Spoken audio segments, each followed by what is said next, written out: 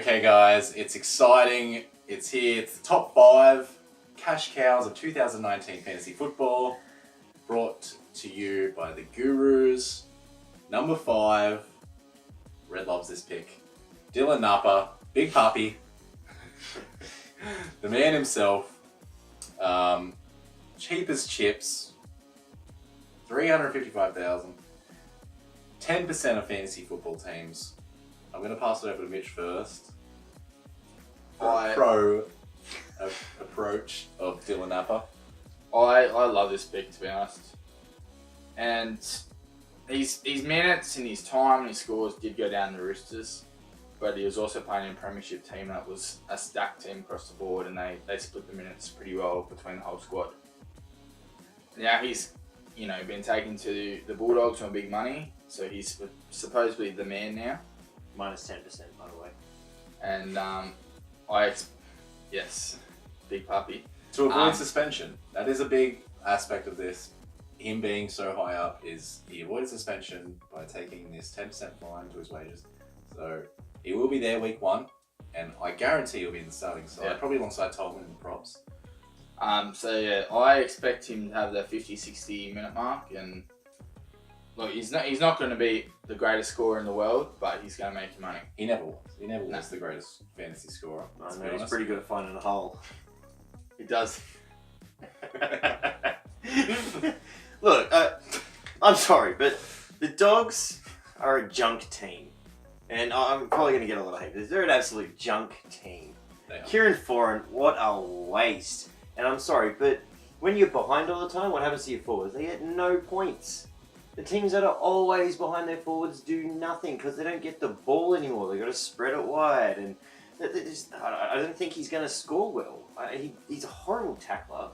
Well, when he's pushing the head in the pillow, he's probably all right. But, he just... Honestly, I don't know. I think this is a horrible pick. I think the Dogs are going to be wooden spooners. So any forward from a wooden spoon team are absolute rubbish in fantasy. And I just don't think he's going to get the minutes that you guys think he is. I think Tolman's going to earn more minutes. And they've got a lot of good people on the bench. Well, to wrap this up, number 5, Napa. Dylan Napa for me and Mitch. Horrible. Probably shouldn't even be on the list for it.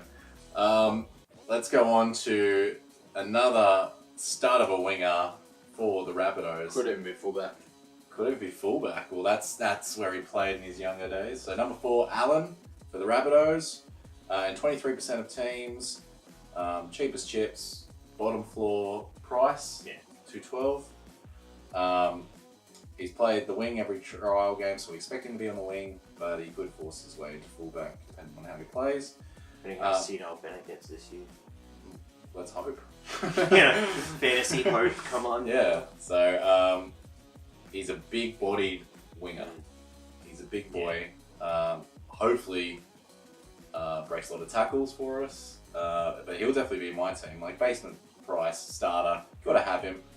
That's why he's number 4 on the list. As well as that, like he's played really well in the trials. He got a hat-trick overnight against the Dragons in the Charity Shield.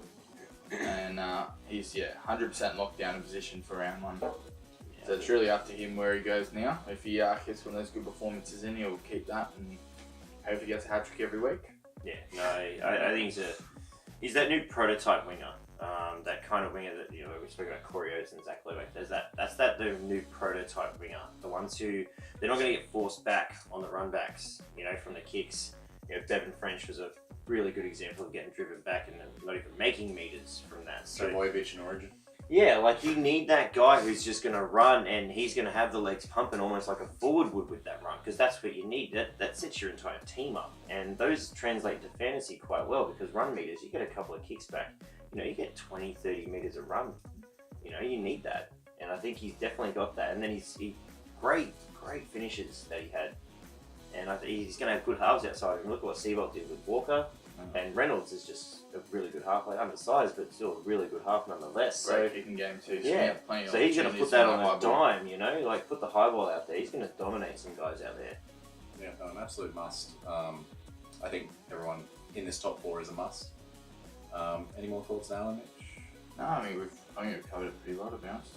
And now we're going to our number 3, our top 3.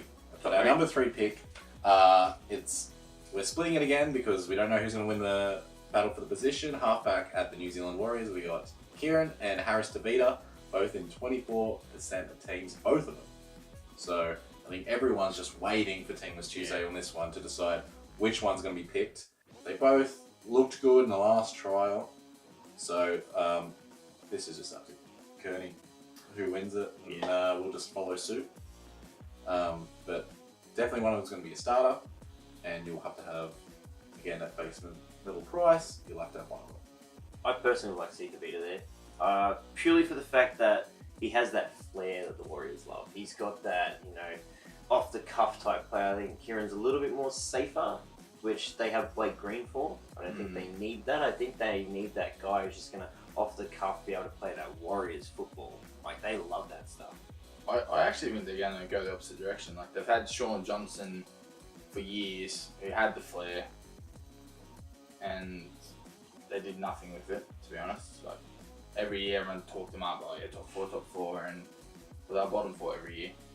So I think they want to go in the other direction, and I think KEIGHRAN will actually get the nod for round one. But I think, whoever wins that is a must-have. Like I said, wait till Teamless Tuesday. Whichever one gets picked, bring him in. Whichever one doesn't, bring in some of these other great cash cow options. Like Bryce Cut, right? And we'll go on to our number 2 pick.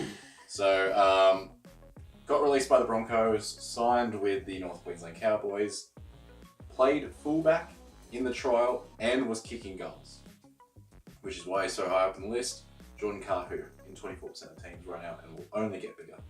Like, when I sent, as soon as I saw this, I screenshot this, sent it to the boys. And I believe one of them said he wouldn't touch him with a 10-foot pole or something. He's in my team. But for me, absolute must-have. He's a DPP, goal kicks, cheap as chips, going to be playing 80 minutes at fullback. That's one of the main positions you want. You love having your fullbacks in there, your Teddies, your Pongas, Shekis. So for me, he's an absolute must-have. Yeah, I agree. I actually thought he should be number 1. We had a little bit of a debate about this. I think he is the number 1 cash cow of the year, I think. A guy who prefers fullback and very rarely got it where he was, and he had to deal with through injuries because Darius Boyd sometimes gets upset. He had to fight through that. Now he's finally gone to a team that is going to use him at fullback, and he gets to kick. And now I actually think Michael Morgan's a really good player, and I think they're going to combine really, really well. That's why I think he should have been number 1. I think he's going to absolutely nail it this year. Big raps on him. I think he's going to be great, but I think that combinations might take a bit of time, because he missed most of the preseason with the Cowboys and came in quite late with obviously what happened with Barber. But yeah, I think you need to have him in your team. But I think don't be scared if it takes a few weeks for him to kind of gel. Yeah. I think he's got to build those combinations. There's obviously been in the spine. An absolute sharpshooter too, goal kicking. So Great. hopefully there's a lot of points in the Cowboys, and he'll be getting a lot of points from goal kicking. Let's move on to the number 1 cash cow fantasy option, 2019, Dylan Brown from the Parramatta Eels. I think, he's locked down the position. Brad Arthur's come out and he said he's Next, Peter Sterling. He's locked in for round 1. Let's hope he forms that good combination with Mitch Moses, and it lasts the whole season, and we can just keep banking on him. So, Dylan Brown, number 1, 35% of teams. Thoughts, Mitch? Yeah, there's been raps on this guy for years, and as soon as the Warriors cut Sean Johnson, they came in with a multi-million-dollar offer for him, and Parramatta's moved now to put him under lock and key. So it says the kind of raps. A few other clubs are inquiring as well, but the Warriors came hard. But it says the raps the rest of the NRL has on him. And from all reports, he's absolutely played the house down in the first 2 trials. And yeah, he's going to be there round 1, barring injury. So fingers crossed, he hits ground running, takes Para to the promised land, and early days there was that. We thought there was going to be a battle for that half spot. We thought maybe Salmon would get it. Now he's suspended for week 1. He's been training in the centres, so I don't think there's any competition left for Brown. It's all up to him now. Hopefully he can play well enough to hold that position. Brett, thoughts? I don't think he should be number 1. Moses doesn't play well with others. We know that. He really wants to be the only half on the field. So pretty much be another fullback if you're young Brown. But I think the one thing that he does show is a lot of promise. Like, and we spoke about, his contract signing and everyone wants him. The only bit of an issue I have with that is I remember Moses Sully had a pretty good contract too. And we've done a lot of nothing with that. But no, I think at bargain basement price, training ethic, work ethic. Yeah, well, we don't know. We don't know with young Brown either. But I think that they love him. They love him. I think he does show a lot of promise. They've got rid of a lot of toxic players from that team, and they needed to do so. And I think they're bringing in a new age. I'm not saying Parramatta's going to make the premiership like they say every year, but I think that they're going to bring in a new age. Top 8. I think we won't be top 8, but I think we will definitely won't be last. I think we'll be that kind of 11th, 12th area. I think he's going to definitely be a contributor. As long as him and Moses can actually gel, because like I said, he doesn't play well with others. So if he doesn't like him, well then it's going to hit the fan. But I think Dylan Brown does offer too much upside to not even... You got to have him in your team. I think him and the halves from the Warriors, you can't not have him. Yeah. Like, you need those cheaper options so you can spend that money elsewhere. That's right. And like, you've got enough trades at the beginning of the season that if you do maybe 1 or 2 wrong things with it, it's not that big a deal. I think you just got to spend the smallest amount of money that you can and just get a guy who you know is going to be there. Like, one of the few players who has literally been named to 100% be there by his coach. Which is what makes this list so hard. That's Top right. 10 list, so take it with a grain of salt. Wait for Team List Tuesday. They're our top 10 cash cows. Actually, we should point out as well, we've done the cash cows at only 350,000 and below. We should, yeah. Well, I think that's fair. Like, there are guys like... I think Dylan Napper's just a little bit over that price. Yeah. 355. 355. But, yeah, Peanuts. they're very affordable players if they start. Yeah, absolutely. So, just wait and see. Thanks for joining us. It was great fun making this video. A lot of disagreement, which is great. That's what we like. It's what the Guru is all about. We love disagreeing with each other, to be honest. And we'll see you next video. Thanks for watching. Thank you. Subscribe.